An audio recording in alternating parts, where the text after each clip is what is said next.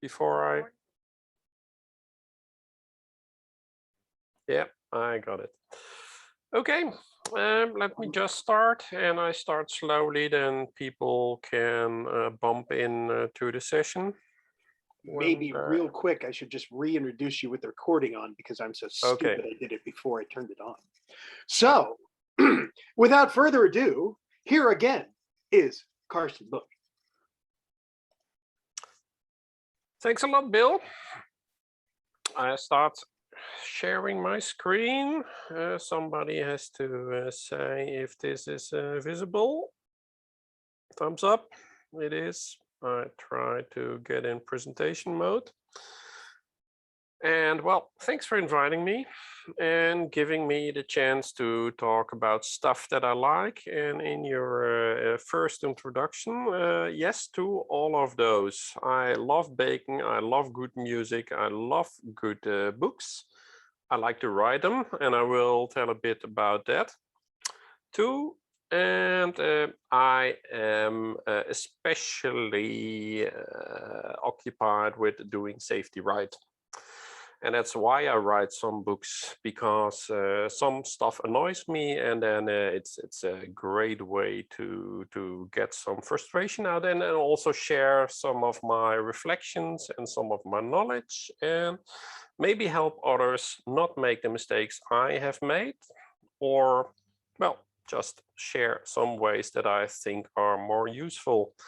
And today I've titled this 7 Red Pills for, I shouldn't say judging safety culture statements, but perhaps testing safety culture statements. That may be a bit nicer, but well, that's all in the maturing of text. And this was quite spontaneous when we had a little exchange. A few words about myself, not too many, because this isn't about me today.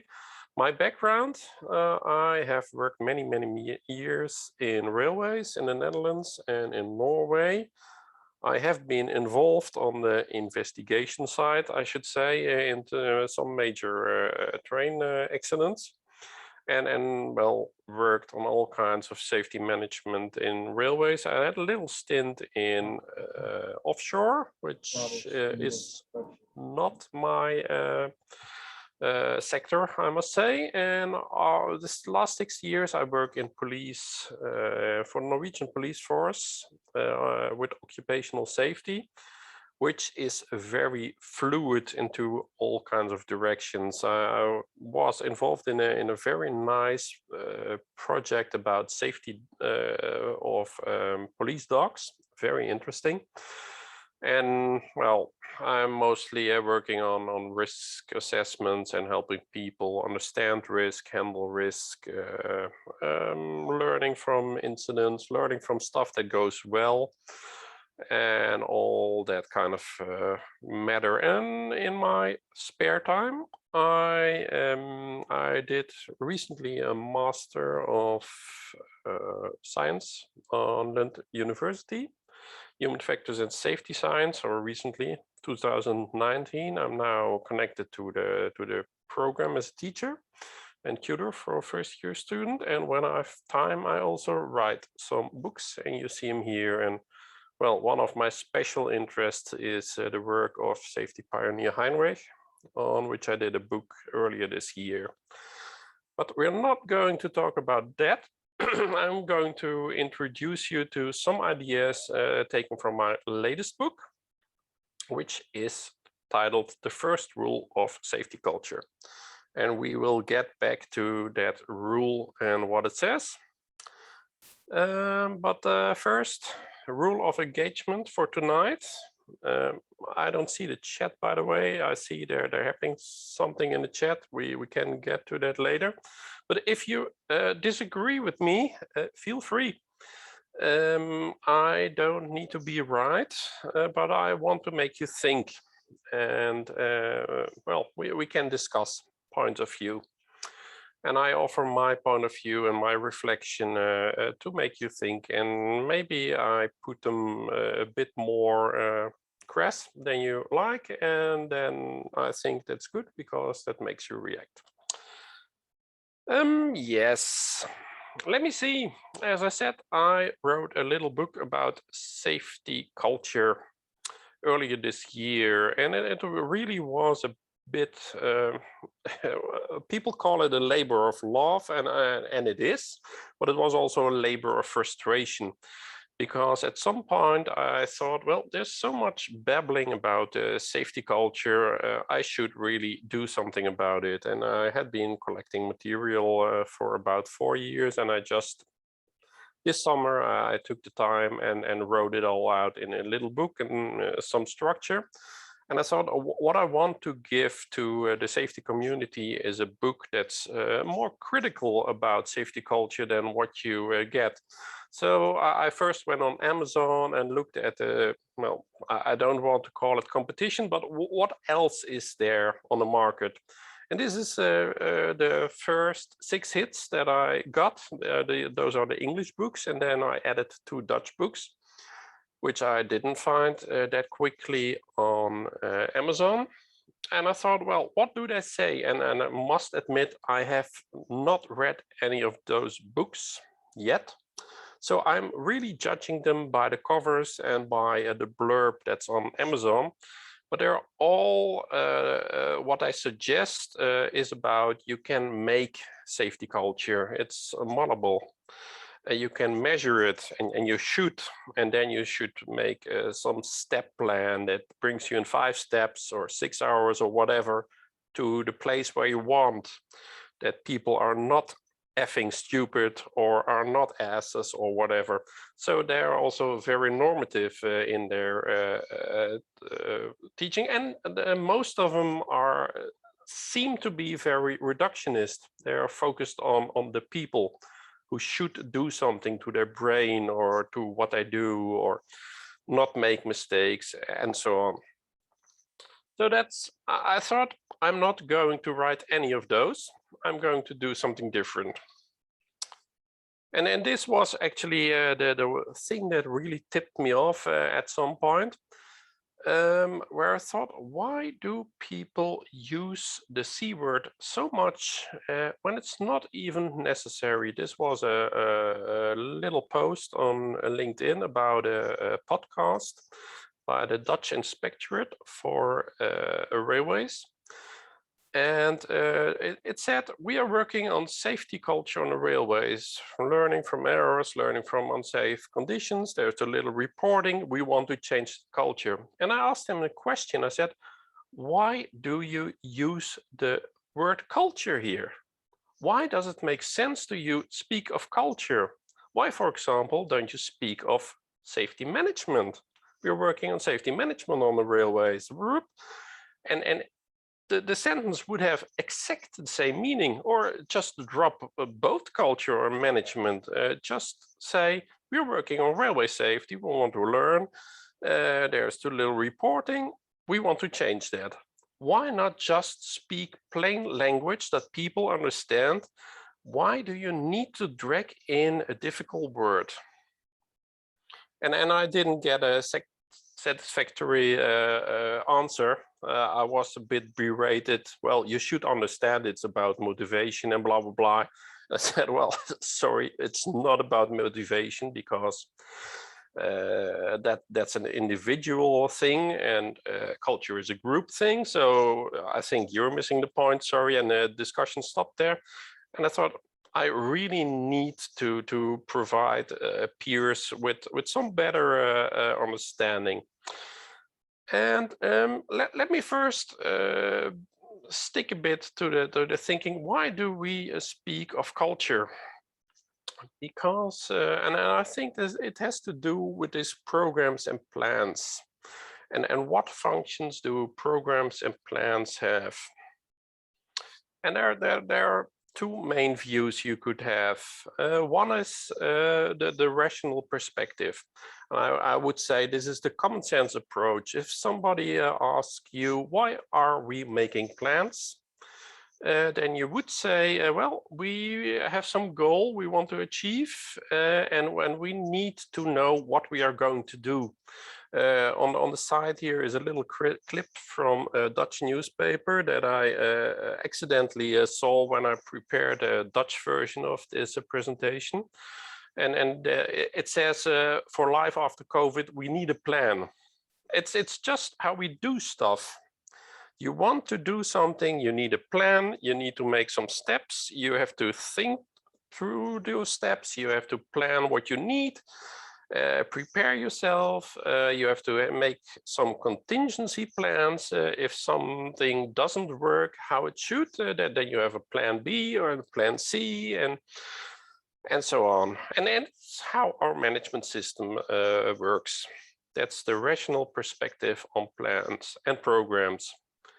But there is also another view one could take, namely think about it from an organizational utility perspective. A plan is not only a sketch of what we are going to do and how we will do it and who we will involve, etc., etc. It also is a tool for the organization to increase predictability, to reduce uncertainty, and to convince people that we have really thought this through. We are the experts on this because we have a plan, we have a program, we know what we are going to do when things go wrong. So there's a huge political function in plans and programs. And we can relate that to all the culture plans and culture programs we have because there's a rhetoric in it.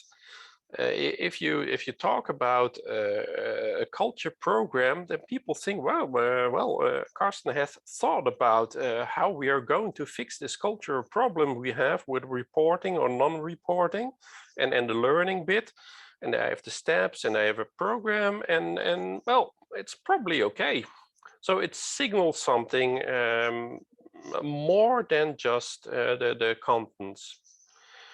And let me just stick a bit to that. And then I draw on the work of Lee Clark. I don't know who's heard of him. He has written some very interesting books. He is an American sociologist. And this is, I think, his most famous book, Mission Improbable, from 20 years ago. And what he discusses in the book are fantasy documents, he calls them.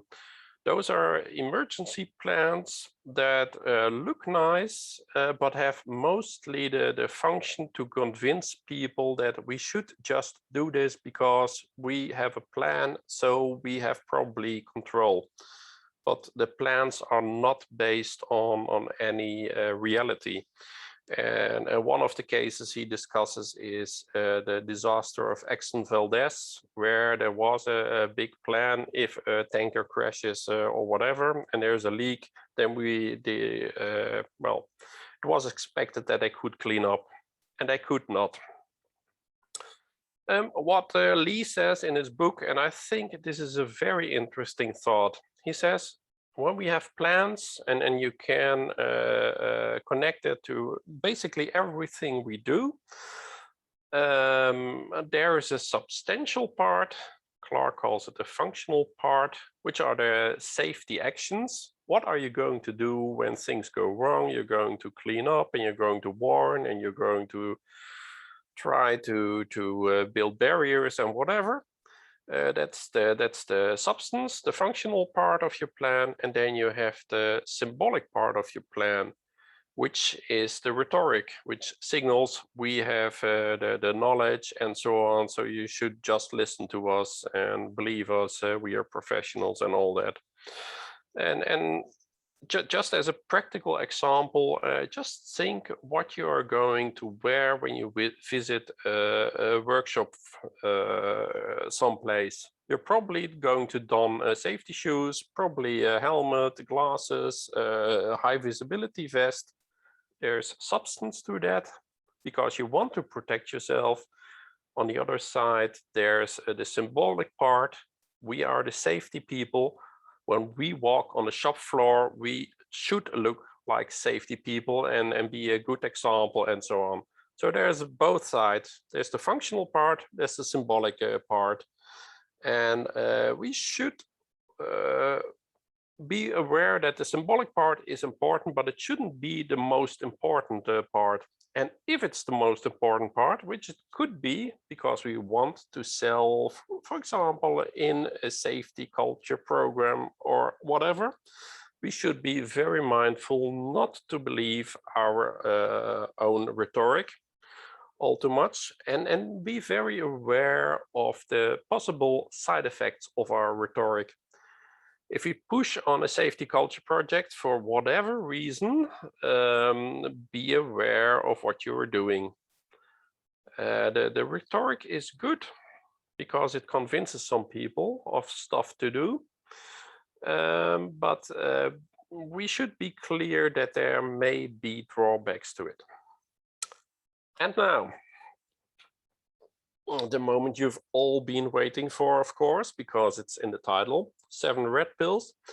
And then here's the little matrix thing. Are we just okay? We don't want to rock the boat and just go with the flow and okay, it's a safety culture program they want, so let's buy one. Let's get a expensive consultant, then it looks trustworthy, and yeah, well, whatever happens, it's under the safety flag, so it's probably good. On the other side, we might swallow some red pills and think a bit more critically about all the claims that these safety culture programs and also other safety programs are making. And I want to offer you some tools to think critically, and mostly on the subject of safety culture, because that's where I wrote the book, but I think you can apply them to many other fields also. But before we do so, I want to introduce you to a little gang of people. Some of the people present here know this cryptic title. PDSC, that's a little group of, well, not so little, I think we're 40-ish, maybe, in the extended version. People who got together last year on an initiative of Ron Gant. We had to stay at home, and we hadn't any conferences to go, but then we started meeting about weekly or twice a week, some of us, and then discuss stuff through Zoom and so on. So this became this little group of international safety people who until today are exchanging stuff. And well, if we look at that group of people and do a little culture study, like we are fake anthropologists, and we start to look at them, the first thing we will see is they're very diverse, because these people are from all over the globe. They're old and young, and some have a fancy degree. There are some PhD students there. There are some practitioners. Some have beards. Some are very nice ladies with twins.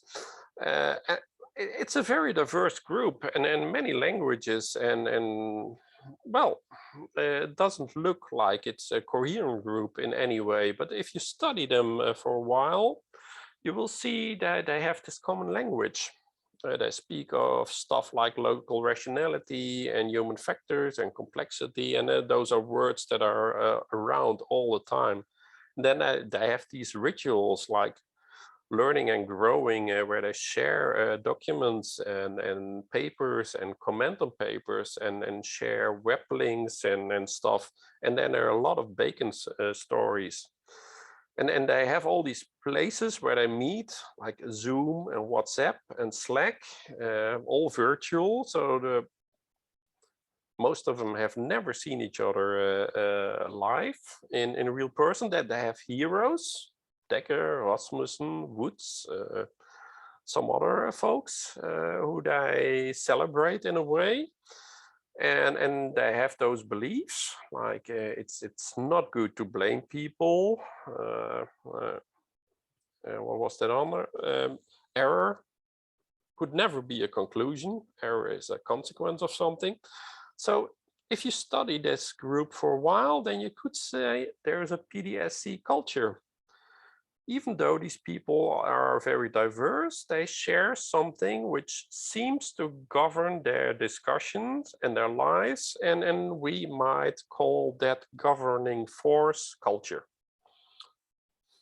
And that's just to set the scene how you can see culture. Culture is a thing that is between people. You can touch it, you can see it, but you see that it has effect, and the people have effect on it too. And that gives us our first red pill.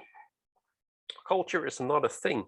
Culture is not a physical object. We often talk about it as if it were a physical object or a thing, but it's not.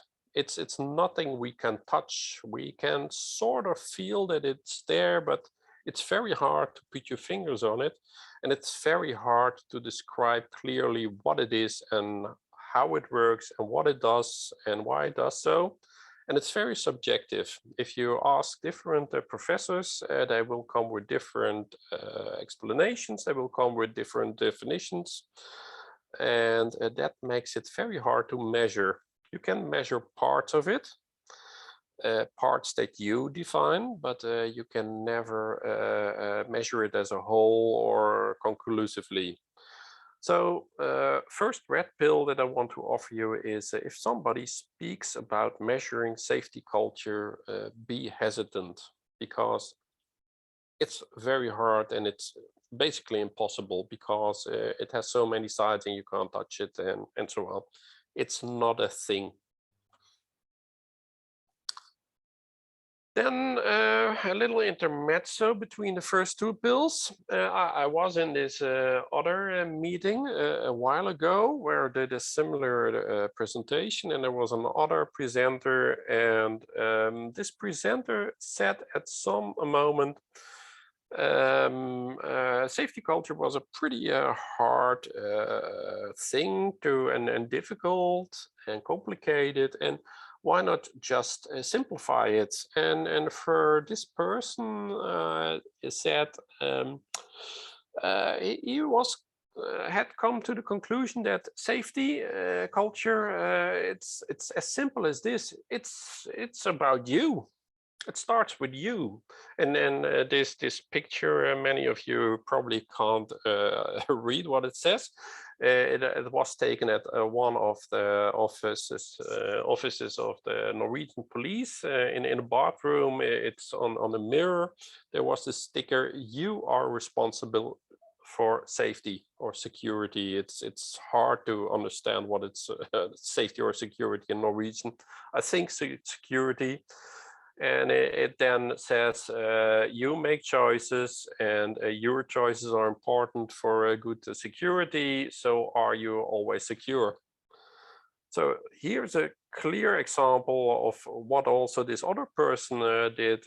Push it to you. Safety culture starts with you. And then I just wanted to unmute my teams and yell at them. No, it's not. Because red pill number 2. Culture is not about people. It's not about an individual. It's about people, but it's about a group of people. Culture is a property of a group.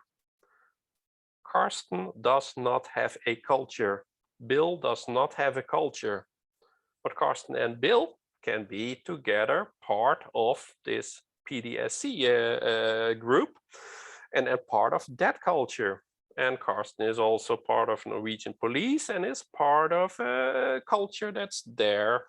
And within the Norwegian police where I work, we have my department, and my department has also some kind of culture. So as an individual, I can be part of groups, I can be part of cultures, but I do not have a culture myself. I am very cultured, but that's a different meaning of the word. So red pill number 2 speaks against reductionism. Culture is always about groups, very important. And this is one of the things that is often, shall I say, sinned against, because often people tend to reduce culture to something about attitude or motivation or awareness or behavior. Culture is in a way connected to these things, but culture is not those things. Those things are attributes or properties of individuals. Culture is of a group. Okay, and now I have to say, I promised you 7 pills. I actually could have reduced them to 3 pills, because pills 3 to 7 are basically about the same subject, namely complex systems. But I thought because that is a quite difficult subject, let me split them up just a little bit. So you get them in pieces, but everything that's coming now is about complex systems. And the first thing is going from culture is a property of a group, and a group of people is a complex system. A system is something that's consistent of 2 or more parts. Yeah, well, I think you understand that. And a system is not necessarily characterized by its parts, but mostly by the interaction between parts. And as systems grow, as there are more parts, there will be more interactions possible. And many of those interactions will also be unexpected. You just cannot see them in advance. You can see some in advance, but as the system gets more complex, it will be very hard to understand. And put people into a system, it will automatically become a complex system. If you have a car is not complex. A car is very complicated, maybe, but we can understand it. But put me in a car and send me away, and the system may become complex just because of that, because I can do things that the designer hadn't thought of, and I interact with other people on the road, and I may be distracted, and I may check my phone or change the CD or whatever, and stuff happens that nobody thought of before. So this has to do with against reductionism, but we can also just continue to the next 2 pills, because it's complex. If we call something complex in science, that means by definition we cannot fully understand it, because there are so many interactions and various states, and there's variation in the system. We cannot fully understand the system. We cannot know beforehand what happens. And if it's a complex system, that limits also the cause-effect relationships. When we think of cause and effect, we often think in a Newtonian way, which we've learned in physics. Action is reaction, and if there is an action, then the consequence should be proportional. That's not necessarily the case in a complex system. And it's as simple as think that 2 people are talking to each other. I'm talking to Bill, and I make some negative comment to Bill, and Bill explodes out of the blue. And I think, well, I don't know what I said, probably because I'm not a native speaker. I said something stupid, and then Bill reacts on that. So here's a little cause, and the effect may be out of proportion. And that's what happens in complex systems, or can happen in complex systems, totally unexpected results. And you also are often unclear what is what in a complex system, because there may be a very weird feedback loop, so you're never really sure. Let's take again the behavior thing. Is behavior what causes culture in part, or is it culture that causes people to behave in a way, or is it both ways? And do they interact, etc. And it makes it very hard to, let's say, design, engineer, create, build, or whatever we say about culture we do. Because we are dealing with complex systems, it's very hard to say that you can make it, you can affect it, you can influence it, but you can't design it on a table, say, well, we want to be at that point and we have these actions and we're going to implement those actions, and then we end up by the end of July at this point with our culture. It's not a Lego set that you just build, because of all the interactions and unknown feedbacks, and you never know what comes out on the other end. You may have a hunch, but that hunch can be totally wrong. And then I think we've seen it with many good initiatives that backfired in some way. That you think, for example, okay, we had this problem, like the Dutch railway inspectorate said that there was this problem with reporting. So why don't we just put an incentive on reporting? We reward people for reporting. And then one of the effects may be that you swamp the system with totally nonsense, and then you drown the whole safety effort in meaningless reports, which people just report to get the reward. And then, well, we know examples of that, and we know examples that went the other side.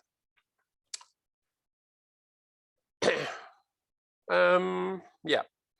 The final one to close off the whole complex systems part, because we cannot say that culture is caused in any linear or predictable way.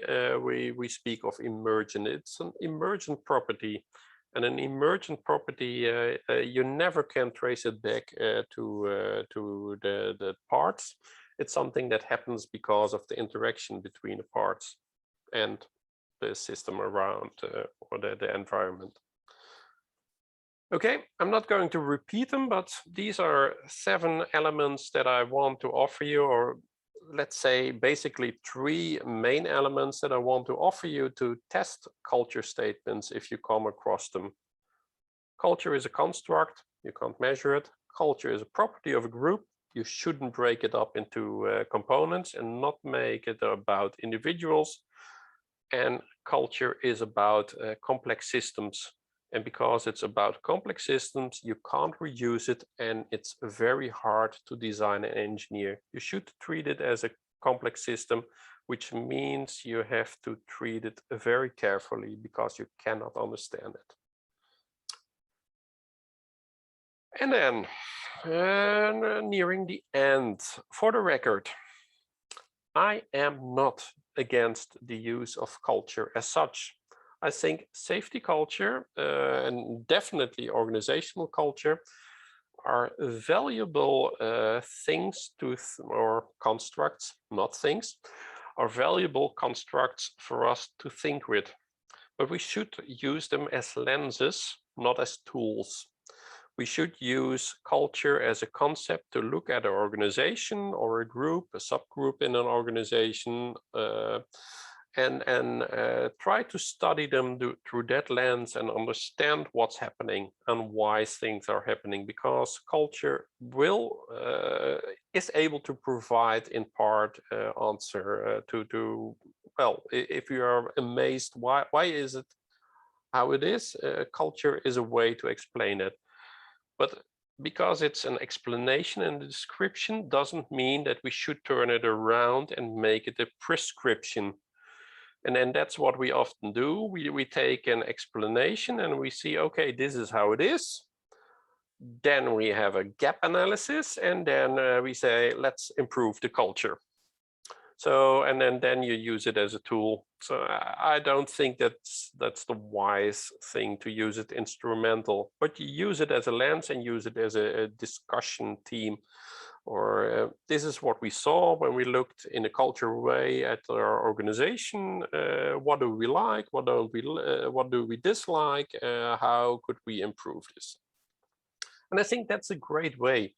And this third line here that says it's a meaning-making system, because that's what culture is. The organizational culture is a system for the members of that group to make sense of their everyday lives, to make sense of the problems they are presented with, and the culture also suggests often some solutions how to approach these problems.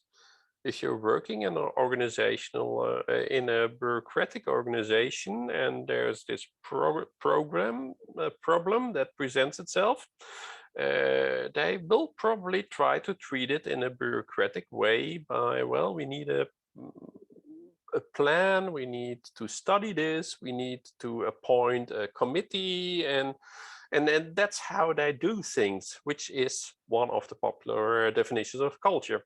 How do we think around here? So culture helps people to make sense of their everyday lives, for good and worse. And then some suggestions how to do stuff better or differently. Not a long list here because I've already talked way too long, I guess. No? Okay, well, then I do this slowly. The first thing is do tinker with culture. Feel free there. You're doing it anyway. Anything you do or say or whatever will have some tiny effect on culture, because culture, that's one of my favorite definitions, and I'm not sure who it is from, but I have it from Stian Antonsen, who is a great guy at the university in Trondheim, which is near hell, Bill.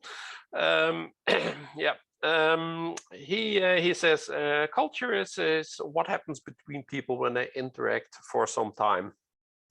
And if you want to influence culture, you should influence the way they interact.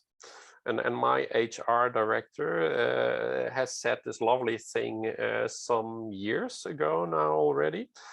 She said, we are not going to do a culture program in our organization. We are going to try to change our culture through changing the way we work together.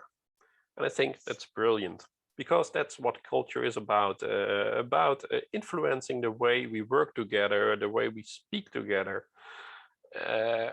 But we don't need the word culture. We don't need a culture program for that. So, and why should we bother the poor guys on the work floor with vague concepts like safety culture? Unless we want to use it in this rhetoric way of, well, we're going to do something great we've never done before. We're going to work with the culture. But yeah, I think most people on the work floor would rather appreciate that you address their common problems, that they understand and say, well, I know you have a problem with prioritizing your safety work against the planning. Shall we discuss that? Instead of saying, well, we see there is a problem with the safety culture and then we need to do something with that. And then everybody goes, yeah, whatever. This goes over until the next program comes, and then we do lean or agile or whatever. So please work with concrete stuff. Like the example I showed you earlier, don't throw in the culture word just because it's in fashion or whatever. Just say what's the problem and try to deal with that. If it's about reporting and you think reporting should go up, talk to people, ask them what's the problem, what's holding them back. Maybe try to do a little psychological safety scan or whatever, and then get some ideas how to improve it, but not speak, we have a problem with our reporting culture, because that just clouds over everything again. Then the third point here, I think since we are dealing with complex problems, it's always wise to start with tiny steps and just test them out, how they work in this complex environment we're dealing with. And if it works well, you might enlarge it.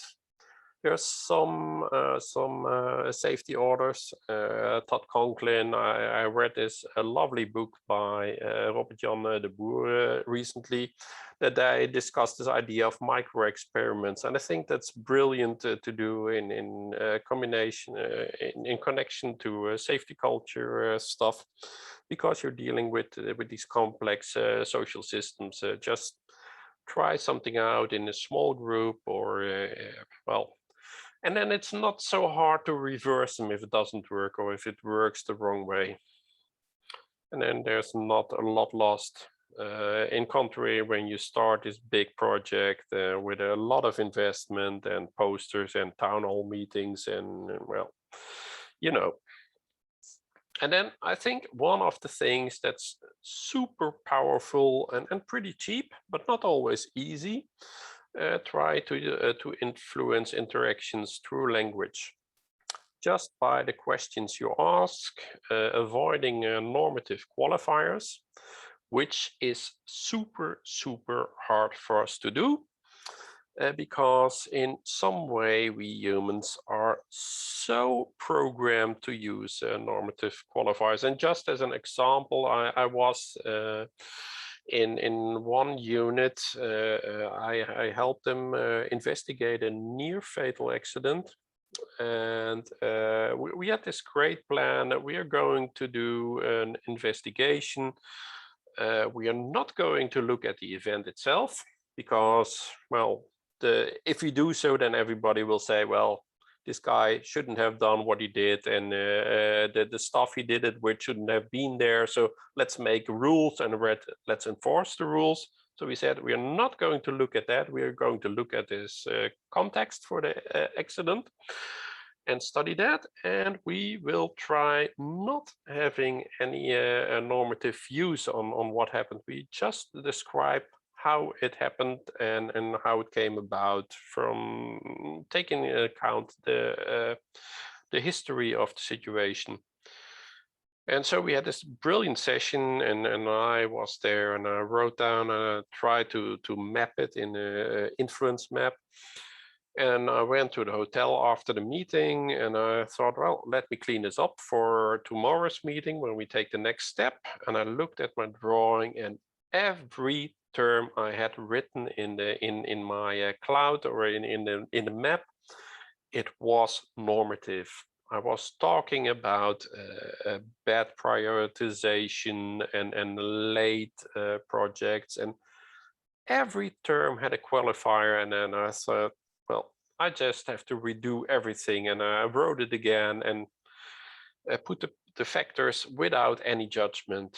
But it's just as an illustration how hard it is. Even if you think you will try to avoid it, you will probably put them in anyway.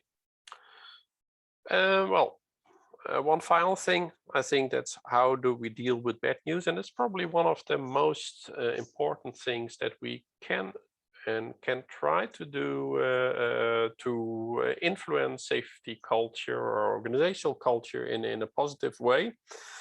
How do we talk about bad things, and then how do we receive them, and what kind of feedback do we give, and then how do we well, respond to it at all, and especially leaders, especially well, people up in the system, but also, well, you and me, we can also, if somebody says, well, I did something really stupid. I deleted the file you're going to do for this presentation tonight. Try to count to 10 and not, well, how in all did you, etc., etc. But rather, okay, that's very unfortunate. What can we, how can we do this better next time, and how can we deal with this now? it's a bad example, but whatever. You get the drift.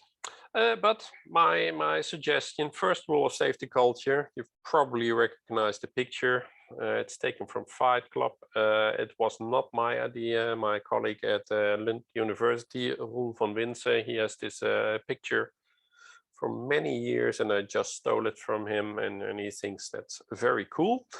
Do work with safety culture, but you do not talk about it because it just clouds over stuff. Thanks for me. If you need a Christmas present, get the book, the red book. It's very cool, I think. And it's very payable. Do not order it on Amazon.com because they have screwed up the pricing. They've done something with the pricing, I should say, not using normative statements. Thanks. That's what I had prepared.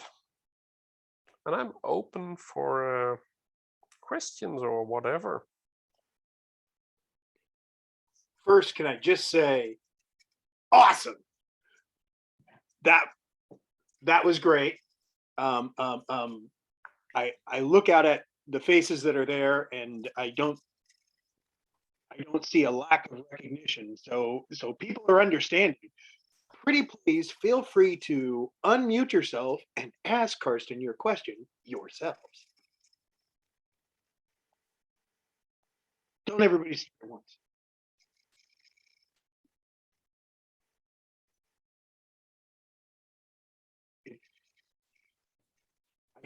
Wrong. Perhaps everyone is lost in the abyss. Mic coming through, okay. So if I am in that bureaucratic sort of system and I'm trying to encourage the thing that you can't speak about, besides addressing specific concerns, which I do on a pretty regular basis, what are other valuable tools to encourage my peers' involvement? Because I am that safety.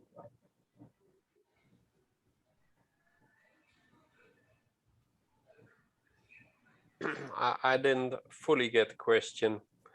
You were saying you're not allowed to speak about safety culture. Are there other things to address stuff? Or what is that a correct interpretation? Besides addressing the specific concerns that my colleagues bring up as the safety rep for my site, what other ways can I encourage the safety culture without talking about the safety culture and clouding things up? So like, what are the good tools there? Yeah, well, I know it's very open-ended. Yeah, it is, and then I think everybody is who's in the group can probably come with some brilliant suggestions here. Let me just stress again, I'm not against using safety culture, but if we use it, I think we should be aware of any drawbacks, like that it may cloud over other stuff, and that it's more a blanket term that maybe we understand differently than others understand. That's also a risk that I didn't talk about. So therefore, I would say try to speak about the concrete stuff as much as possible, and then address specific problems that people are having to deal with. And I think one of the best ways probably to improve safety culture without speaking about it is to just speak about people and discuss with them what are your everyday problems and what hinders you doing a good job and that kind of stuff.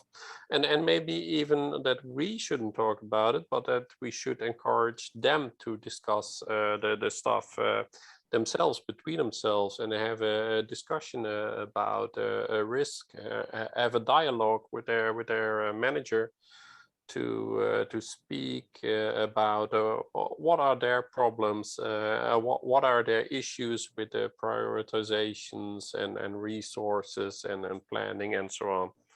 I think that's those discussions, getting those discussions going is probably one of the most powerful ways to both improve safety and work on safety culture, because Barry Turner, one of my professional heroes, together with Neil Pigeon in their discussion of safety culture from '97, they say what safety culture means to them in essence is having that discussion about safety, having the dialogues on the work floor and with management, and that constant negotiation of where should we be safety wise. That was also a very open-ended reply, Yes. but I hope that's, yeah. Thank you. Yes. What I was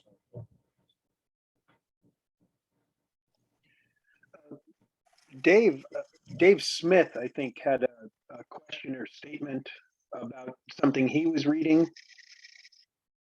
Dave? Can you hear me? Yes, sir. Oh, okay, good. Sorry, I was just getting rid of a phone call there. Yeah, I know. It's such a buzzword, to quote you, Bill.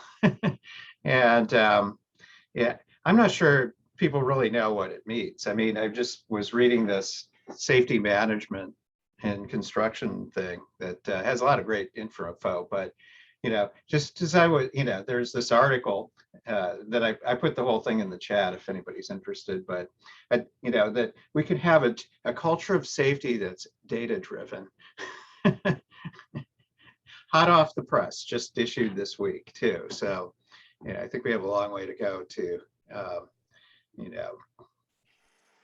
really define, and the idea being that if we measure everything that we do, that somehow creates a lot of work for the data scientists. And I mean, it's a big trend is to, I mean, obviously we have to keep records and we have to find them if someone asks, but as to whether or not that's predictive, I'm going to agree with Mr. Bush. It's interesting. I used to be in the knowledge management industry, and generally what safety refers to as data is not what anyone in the data world refers to as data. Oh, sorry, that was out loud.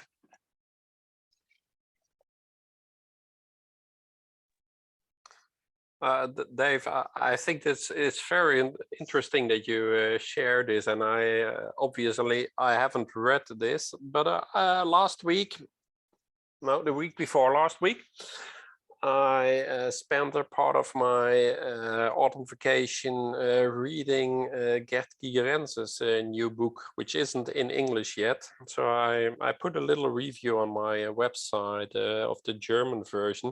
And then he discusses the promises made by artificial intelligence and then all the data-driven stuff, and then the predictions based on that.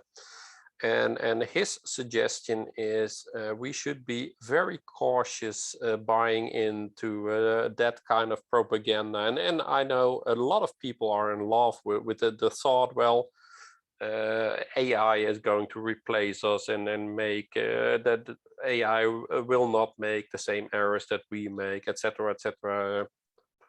And that's true, probably, but AI will make different errors.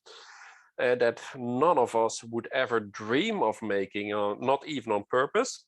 That's one thing. And then one of the most interesting things that Gigerense says in his book is you have to think about what is the environment that artificial intelligence will work best in, which is stable systems that are pretty predictable. And where the past is a good guide for the future, which culture is not. because culture is about people, people interacting, people reacting and interacting with technical tools, people finding their ways through procedures and new rules, etc., and then changing the whole environment while they are doing so. An artificial intelligence will probably never be able to deal with that, because the uncertainty is so big and the system is so unstable that artificial intelligence just can't cope with it. Because artificial intelligence does not have the intelligence that people have. Artificial intelligence is just massive brute force computing. And it's something different than we are looking at each other and you can see who's bored and who's engaged. And I'm not saying that anyone here is bored, by the way, but yeah, you get my point. So I think, well, data-driven culture, yeah, whatever. It's two buzzwords in one, so it's probably a full point score.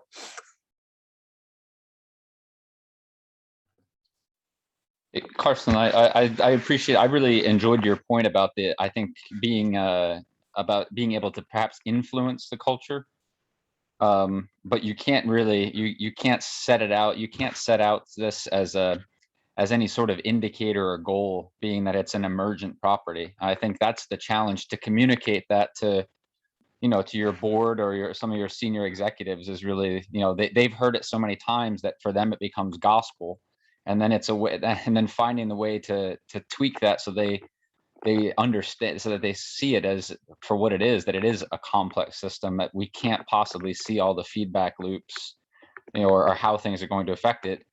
But at the same time, do you think it's possible that you can, I think you can observe that group of people? You talked about using culture as a lens, and by looking at a culture in a certain group, I think you're then able to at least observe and again make that construct, acknowledging that you're making this in your head, that maybe you can identify some positive things that maybe you can try to influence to reinforce or strengthen, but recognizing that you can't control it. I think, and that's really, I think, the most difficult part that I see. And I mean, you know, you as working in Norway, as you well know, everything is a KPI in Norway. There are no indicators. Everything's nøkkelindikator.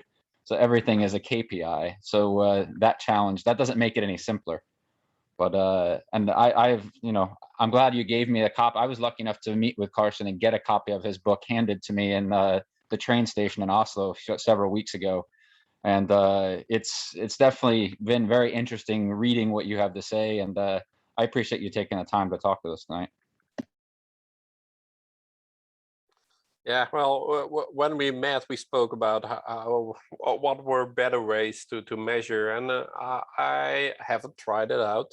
I have to admit that, but I think culture is a thing that one could take as a description, maybe a story into some kind of management report, and maybe maybe one could try to do something by sending someone out and interview some people and then put out some quotes or something as an indicator, which isn't measuring in the traditional way, but I think it provides some information.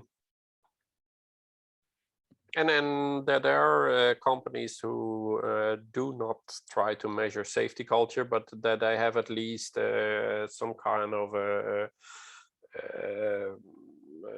employee satisfaction measurement or engagement measurement, and that gives some indication maybe. But then I think you need to follow that up with something qualitative. Not just go for a number or whatever, or level on the safety ladder or whatever. Yeah.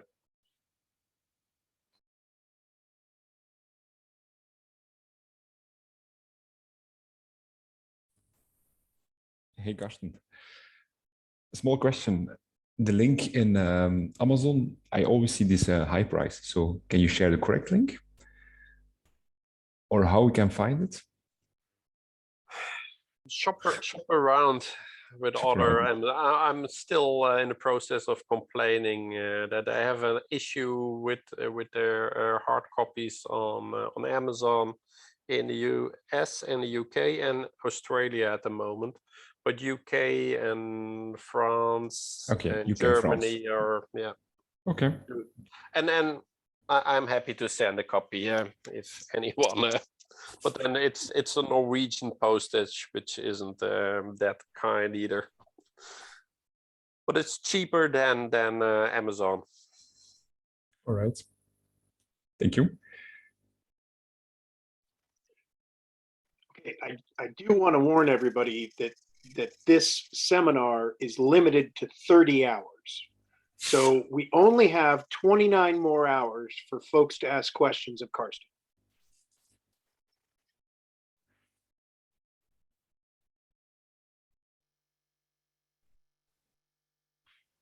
So Karsten, we were talking just now about measuring culture and the differing ways that we could measure how safety is managed. And I've recently come across the model from James Reason from, I think, 1993, where he talks about the informed culture, just culture, learning culture, culture of flexibility, and one more, what are the other ones now? The informed, reporting, learning, it's 5 altogether. And I think that all of those, we said about, right, a report, all of those could be measured. There could be some measure in a report as to how we achieve, how the organization achieves people being informed, how the organization achieves the just culture. But I think that gives a good framework, a good guidance for how a report could be written to assess how well you're doing with your culture or with your management of safety of those. I think that. Yeah, I agree. I think those are useful words to think about culture. I'm not sure whether they are useful to measure. And well, that there are the aspects that reason chose to stress, and then there are others that stress different things. So.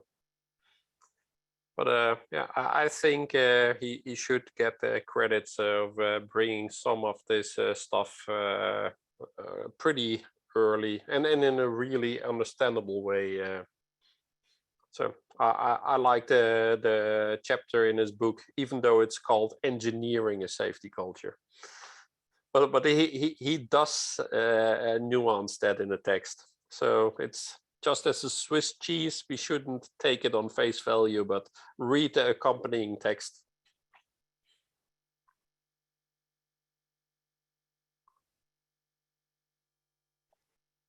I believe that Carolyn may have a question.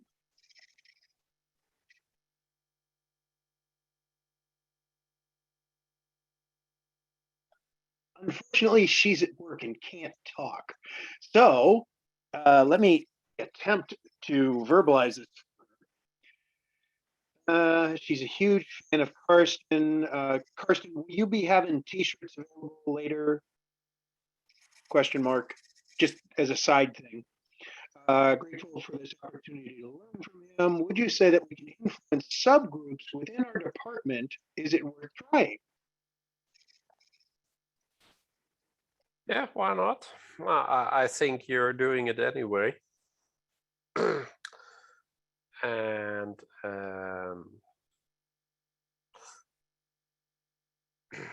what shall I say? There are a lot of people that say a safety culture starts at the top, and it's the top leader who should set the tone and has the most possibility to influence culture. And there's some truth to it.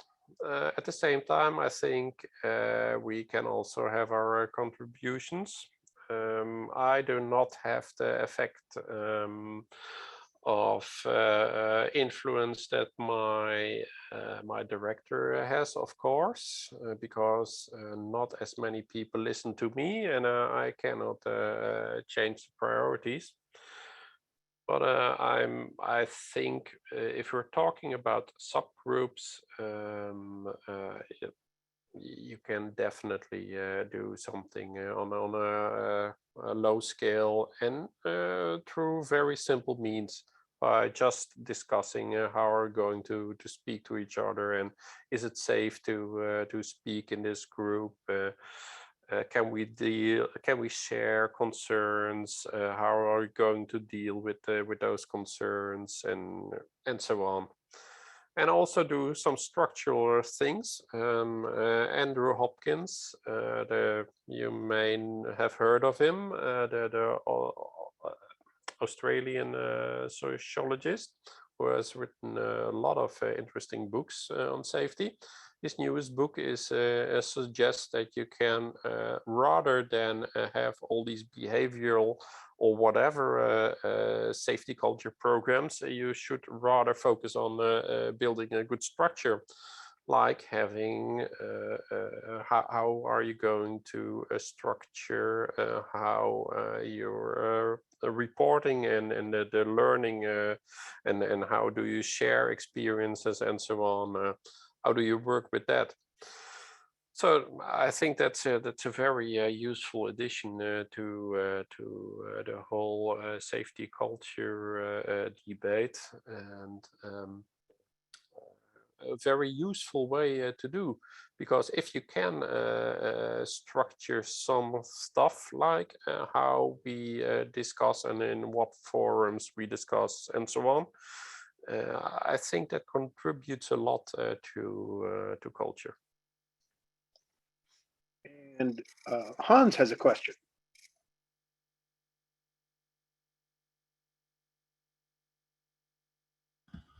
Yes, one of the reasons to join you was to get a notion of there is a difference between, let's say, the American culture in general and European culture, and has it probably effects on safety culture, the way organizations deal with safety and safety management? Because in Europe, the Rhineland model is quite dominant, especially in the Netherlands and in Germany. And in the US, legislation is one of the key figures when it comes to problems and accidents and incidents. And perhaps I could ask the question to you as well as to Karsten. So perhaps you have an opinion on this. Well, I almost want to ask Chip, because he's been working both in the US and in Norway. But I would say Scandinavian culture is also more Rhineland than the Anglo-Saxon accountability culture, I think. But then we see that all the big organizations are, of course, influenced by the accountability model. Chip, do you don't have to if you don't want to. No, I think I would agree. I think there's a big difference. The company I work for is based it's a Nordic company, but we operate in 9 countries. We have operations in Norway, Sweden, Finland, Germany, Spain, Switzerland, the UK, Britain, and the United States. And each of those has their own their own subculture. We try all the time to talk about a one NAMO or one corporate culture, and you can have some goals, but how you achieve those are different, largely due to exactly what you're saying. We see the way that safety is largely driven by legislation and insurance claims in the United States, that we know we don't have those discussions in Europe generally because of the welfare system that takes care of that. So it's the number of lost work days is not the same sort of issue, at least as I see it, for the European sites versus the US sites. I mean, that's in my experience of seeing that now for the last 4 years or so. It's definitely, it's not the same. So I think that's a key point there. And I think, Karsten, when you were talking about the emergent properties, I started thinking a little about, you mentioned, I think briefly, at least I thought I heard organizational learning. And I think the research into that is, I think a lot of that, we talk about culture being emergent. And if you think about how knowledge, I think it's Nonaka has this, this theory about yeah, I can't remember what the SECNI stand for. It's a SECI model, SECI. And it talks about taking this, basically the gist of it is taking this tacit knowledge in your brain and sharing it with your coworkers so it becomes explicit knowledge, which then you combine with your experience influenced by the culture that you reside in and develops, and then how you then pass that on. And that to me is that whole idea of dialogue and sharing of information that you're talking about. And I think that's where the safety literature, and I think your encouragement from several of your books is read outside of safety literature. And I think that's where you're extremely good at that. You read a lot, more than most of us, and in many languages, so it helps. But I think looking at those other things, fields like organizational learning, psychology, they all have something to add here. But yeah. It's interesting, Chip. You were just talking about something that in the knowledge management world we used to call tribal knowledge. And an interesting thing in North America is, for the most part, employees feel like they are compensated and rewarded based on the things they know that others don't. Right. And so when we went through 30 years ago and tried to create this tribal knowledge revolution, there was no buy-in from anyone because no one wanted to give up the little tidbits of knowledge that they had that others didn't. Right. And that may be a major cultural difference between the United States and Europe, because in Europe, my impression, having never worked there, so my perspective is undaunted by reality. People tend to be more, hey, let me train you so you know everything I know. There's less job fear, maybe. I don't know what it is. Well, Dave asked about what is Rhineland culture is, and Hans, do you dare to define it, or shall I just give it a step and then you correct me? I guess it's a difficult concept, but in my perception, Rhineland gives more responsibilities to, let's say, operational people, and is more open than, let's say, Anglo-Saxon culture. And that are, in my opinion, is one of the big differences, and it also leads to easier sharing knowledge. But when I look back in time, that wasn't always the case in the Netherlands, because sometimes your knowledge was your position in your organization, so you were not very reluctant to share the information. But that has changed over the last decades, in my opinion, at least. And I agree to your description, Hans. Rhineland is much more about professionalism and let's say making good stuff and quality, while in contrast, the Anglo-Saxon model is mostly described as hierarchical and based on accountability and metrics and numbers and quantity.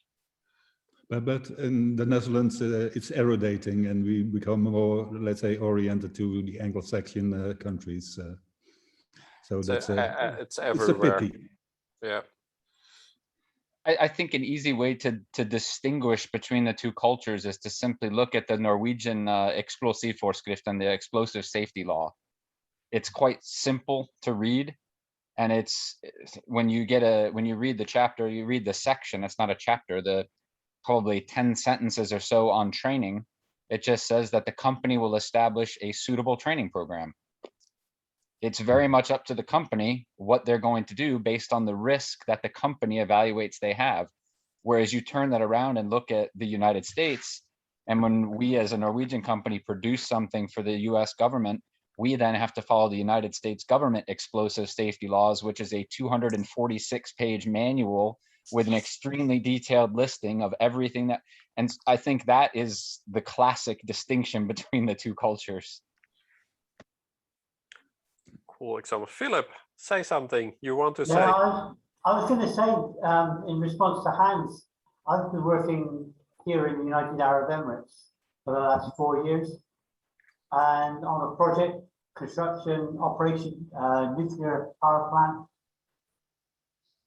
It's very, very strong cultures, in as much as it's built by Koreans, it's managed by Emiratis. Sorry, that's wrong. The operating management is American, and it's to be operated by Emiratis. Most of the other workforce are made up of expats from different parts of the world. There are nearly 70 different national cultures. One of the biggest problems that we have within any organization is that people ask, well, why aren't they doing it like we do it? You see the world through your own cultural glasses. So when we talk about Europe, we're talking a very small area, really. We talk about Europe. Even within Europe, there are some significant differences between the north and the south, from the Mediterranean and the Baltic states, from the east and the west. But when you start looking further east and further west to the American world, sorry, Bill, the American world, which is very much, but they don't believe it, but it's very much command and control. It's very much very short orientation. Let's get it done now. Think about, so it's about getting the job online rather than thinking about the safety. Getting the job online is the priority. Then you go to the Koreans, the Filipinos. For them, it's all very different. And there are some significant aspects that really affect us when we talk about safety culture. Power distance is one of them. That's for those of you who don't understand, power distance is where you have a very hierarchical structure where it is accepted by the people at the bottom of the structure that the people above them will give them instruction. And they're the people with the rewards. That's just accepted. That's what I'm always called sir every day. People call me sir. I'm like, whoa, so uncomfortable with that. But that's the way it is. And of course, they will not challenge. They will not challenge anyone further up in the structure than themselves. They would not challenge a supervisor if there's something not as it should be. Also, there's the difference between collectivism. So when something goes wrong, it's our problem. We don't need to share it. We will keep it to ourselves. We had a nuclear power plant in Korea had a total loss of power for 20 minutes, which they thought was their own business. They didn't need to report it. Now, that has serious potential, but they didn't feel that it was necessary. When you look at IAEA reports, India has some phenomenal number of nuclear power plants. Never does anything go wrong. So culture, when we talk about culture, we talk certainly in my industry, in the nuclear industry, we have one set of rules. Every culture must be judged by these set of rules. And I said, you cannot do this because people are so very, very different. So, my worry, I think, is, and my concern for everyone, no matter what industry you're in, understand the cultures. As we were talking at the very beginning, Carsten said about the difficulties that the Norwegians had with the rule for keeping 1 meter apart, but normally they're 2 meters apart. The social distancing causes some serious problems for them. It's about understanding these different cultures, the people that we're working with. I finish now. Yeah, I agree, by the way, with you, because I made a simplification by only make a division between American and European culture. And culture is a very complex issue. And Carsten also talked about language. And in European languages, you see the differences in culture already. So when the Dutch describe an accident, they always are looking for, let's say, normative elements. But if you go to Portugal, then they do it otherwise. They just describe what happened and not who's to blame. Yeah, the glass fell off the table rather than why did the glass fall off the table? Yeah. Yeah.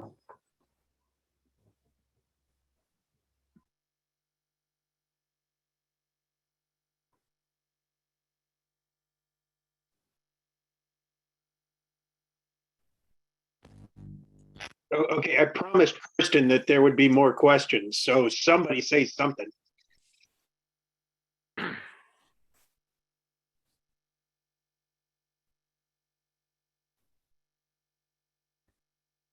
It's not really a question, but it's a comment.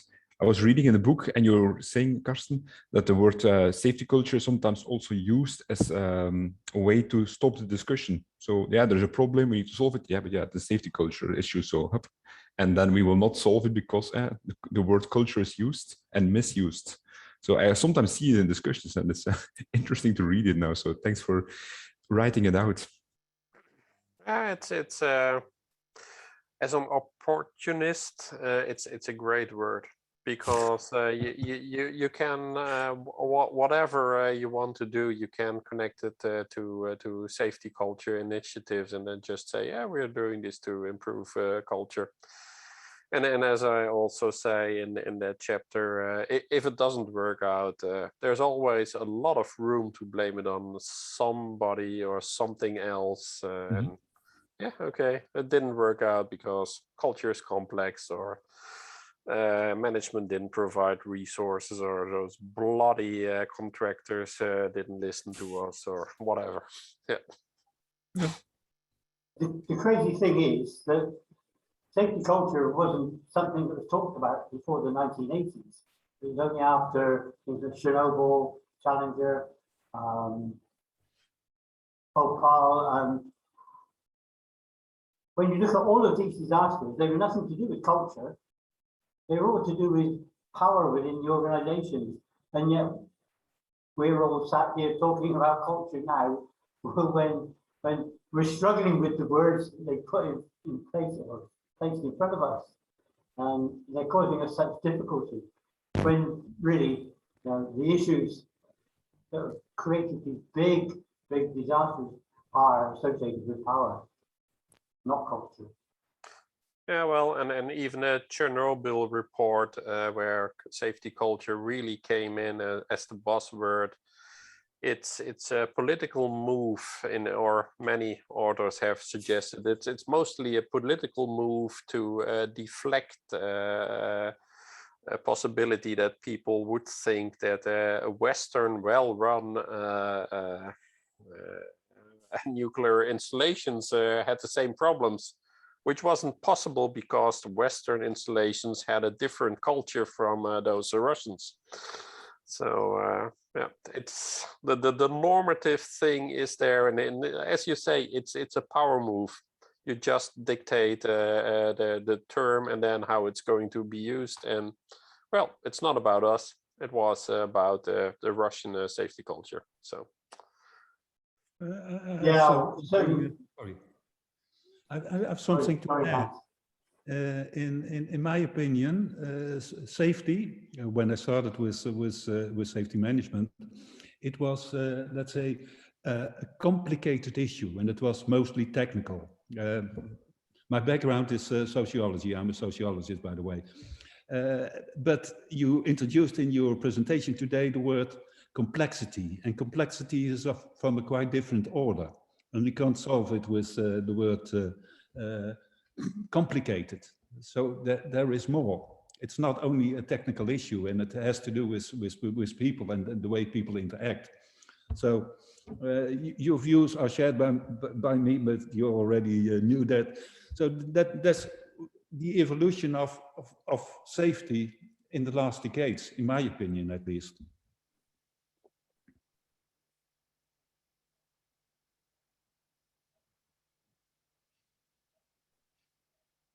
Yeah, and I agree. I think we should have had more sociologists. The word doesn't work at this time of day, but more of you people earlier on. But yeah, I think that's how safety evolved. So. Does the world really listen to sociologists? I'm not sure. I've been listening to Todd Conklin's most recent podcast, and I think it's a rerun of conversations with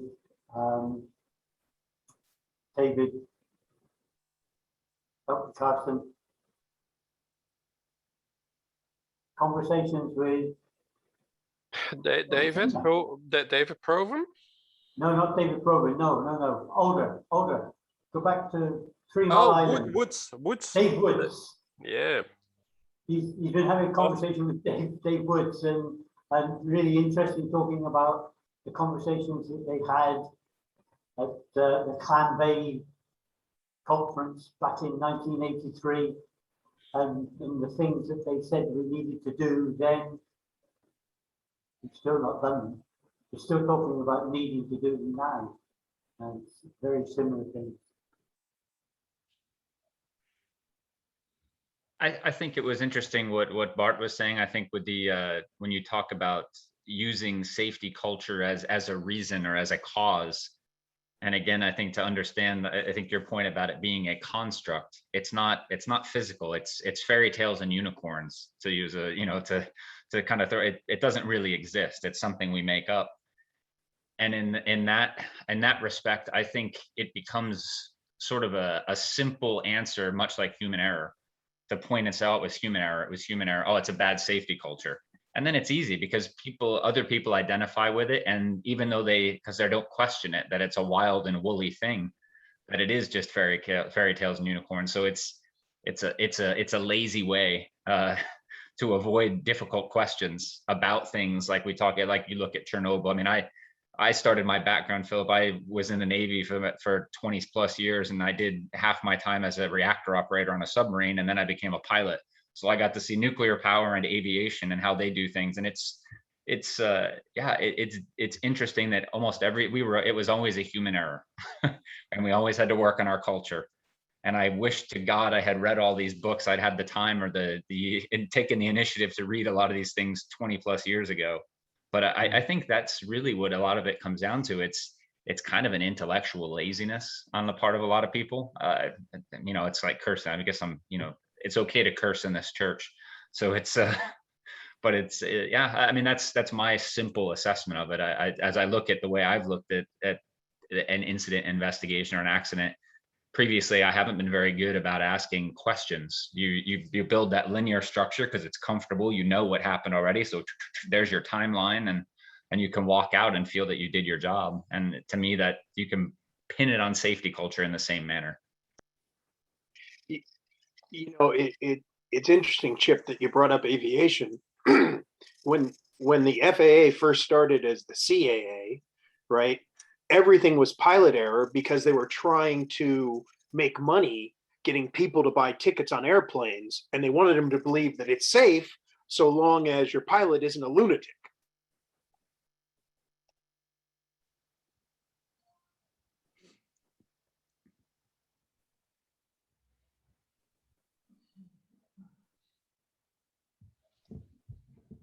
It's deathly quiet. So how about last call for questions? Anybody? Yes, I have a question. A while back, Carsten, you were talking about the safety culture ladder we have here in the Netherlands. And it's a program. It's also supported by the Dutch National Standards Institute. So it's quite formal. You made a remark a while back, and what we see is that companies have a commercial advantage if they are high on the safety culture ladder. But given the presentation you gave us today, I'm wondering what is the, let's say, scientific background for such a ladder? And it's, how do I ask this question? It's, what's your take on the safety culture ladder and how it's used, also given this commercial advantage companies have when they are using it? Yes, the scientific foundation, I think, is thin. It's based on some characteristics of culture, among other things, the useful words suggested by James Reason, because James Reason, together with Paul Hudson, are the fathers of one of the versions. Then you have Mark Fleming, who did a report, and then came basically with the same. I don't know which one of those two was first, and then they all draw on Ron Westrum's characterization of cultures, who has these three different characterizations. So that's the scientific background, and then there's something, because I think Ron Westrum's work is very useful in distinguishing, but he used it again as a description of what he sees. He sees organizations, and organizations respond to bad news or things happening in a certain way, and then he says, well, some do it, many do it in a bureaucratic way. Some do it in a really, and then this is my word, backward way. When Ron Westrum talks about what's the pathological level, it's really bad. When he talks about pathological, it's nowhere near what's pathological in today's ladder. He means really companies who are doing their best to be bad just because they want to push some issue and cut costs or whatever and screw the people. And then you have a few who are generative, as he says, and I think, well, that's based again on sociology and ethnographic research, etc. So there's the foundation. And then this developed over years. It turned into the Hearts and Minds program of Shell and so on, based on the Hudson Reason model, which was a self-evaluation. And then at some point, ProRail in the Netherlands took it to where Hans and I worked. So it makes me extra sad that this comes from where we spent some great years. Took it as, and again, the road to hell is paved with good intentions, but with the idea, let's do something more than just an ISO type of pre-qualification. Let's qualify organizations, contractors, by using something that really shows, I think that was the original intention, that they really care about safety. And well, there's this tool, and let's use that to assess them. And then you only want to have good companies who work for you. So you start to require, you should be at least on level 3, else you cannot work for us, because we want at least, well, and then, well, of course, the race starts to get level 3, everybody, because if you don't reach level 3, we don't have work, and then we have to fire people, etc. So nobody wants that. So, and then that's like learning for an exam. If you know what the questions are going to be, you're going to learn for those questions, and why should I bother trying to understand sociology? I know what questions are coming, so I'm going to learn for those questions, and then I pass the exam and I get my PhD or whatever. Well, and I think this exact effect happened with the ladder. Added the effect that, and pardon my French, there's the far pissing contest of all the CEOs who try who's going to be on level 5 at first. So suddenly a safety culture also became some kind of a competition. Not only in the battle for work, but also well, who's best in class. Yeah, also for and I think relations, that totally turns the whole idea upside down, because the idea was to improve safety and not to show off that I'm the first and I get as much as work as possible. And that's, well, Goodhart's law says if a number level on the safety ladder or whatever, if it becomes more important than what it's intended to do, so if the symbol gets more important than the contents, to say it in my words, then it has lost its meaning and it probably will backfire. Which I think there are examples in the Netherlands where it has shown that the system doesn't do what it is intended to do. People just get a certificate, they can work, and then they do whatever they want. Yeah. And it reminds me, 20 years ago, well, 25 years ago, I guess, I was working at a workshop in Haarlem at the Dutch Railways, and we had a problem with asbestos, and there was the new regulation, and we needed people who were certified to deal with that work, and I was one of the people who went for the certificate, deskundig asbestloop.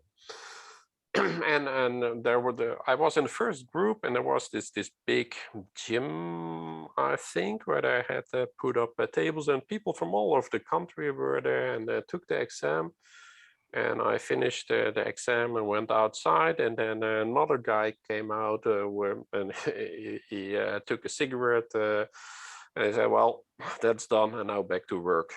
I think that describes exactly the phenomenon. Okay, I need the certificate to get the work done, but I couldn't care less about the contents. Yeah, that's also my view on the safety culture level. That it became loose of the daily work and work as really carried out. So it's more of a paper exercise than it has anything to do with improving safety. Yeah, I think it is, and you're free to quote me on this, because I have said it on various occasions. I think it's the worst development in safety of the last decade. Yeah, I completely agree with Karsten. It's pseudo-objective. There's nothing to do with reality, it's just paperwork. Yeah, very instrumentational. So you can have a good story to tell the auditor, and the daily work can be completely different. Yes. Okay, thank you. It's sad. One of the only industries that actually puts so much effort into avoiding work. Oh, sorry. Well, I have some people close by who are working in HR, or at least they are employed in HR. So, and then the general data protection, but you don't have that in America. It's amazing. Yeah, we should have started that. It's big money there. Karsten, I just want to offer for your lexicon here when you're going forward, and rather than pissing contest, use urinary Olympiad. It's much more politically correct. And it alliterates. Then you're very cultured if you use that phrase. Exactly. That's why I knew he'd like it. And then you can use the initials UO.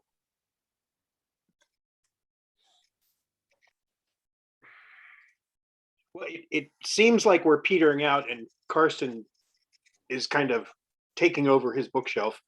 So again, just want to thank Karsten, one of the smartest guys I know, and also I think he's read at least 3 of those books on the shelf behind him. Thank you all for participating. I'm sorry that our free learning session couldn't be attended by the hundreds that will attend any session that has CEUs, but these things happen. Thank you all. The recording will be up hopefully by the end of the day or the end of tomorrow, depending on where in the universe you are. And again, Karsten, wow, totally awesome. Okay, thanks a lot, Thank you. guys. Thanks for inviting me. And it was a pleasure speaking to you all and some people that I haven't seen in 15 years, I think. But we had mail contact, so.